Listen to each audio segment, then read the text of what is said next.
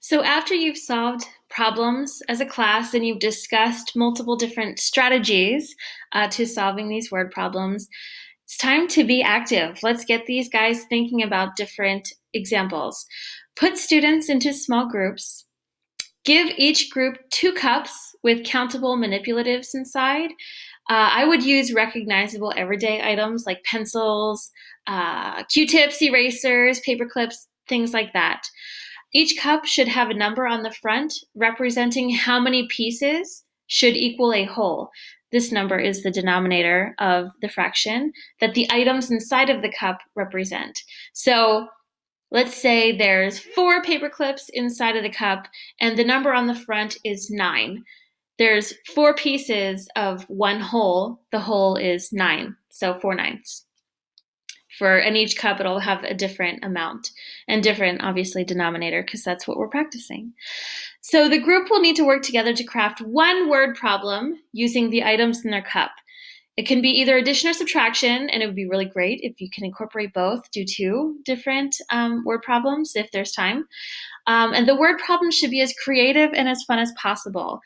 I think it's important to use recognizable everyday items as the manipulatives because it can cause students to really think about stories that apply to them. It's more personal and also incorporates the idea of story writing and crafting and writing a word problem. So you're kind of crossing over and meshing 2 subject areas with reading literacy, writing, and mathematics, which is always a plus.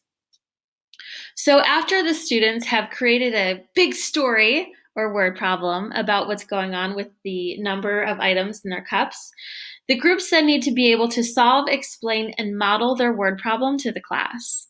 So this is a lot like the first example when we were just working with standard equations. That is purposeful. It's kind of a format so that students know what to expect within the lessons because it is so important that students can not just understand but also explain themselves.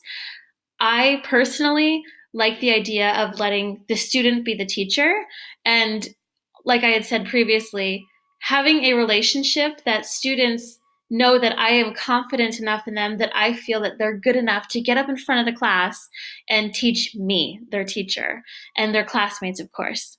And I think students learn really well from one another.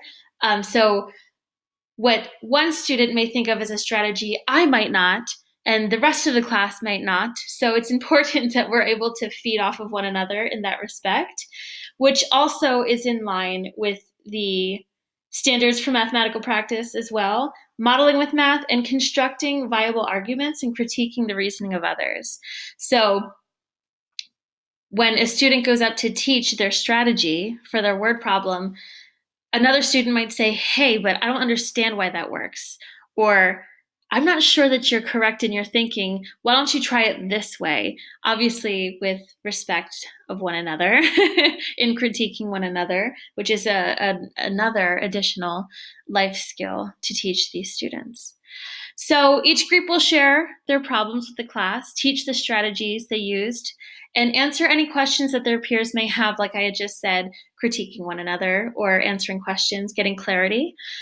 You can incorporate technology into this activity, just like the previous one, by having students put together a presentation on PowerPoint or creating a video where they act out the word problem. Could be kind of fun if you have the technology or the students have the technology available to them and the skills to do that. It would be a fun way to present the word problem.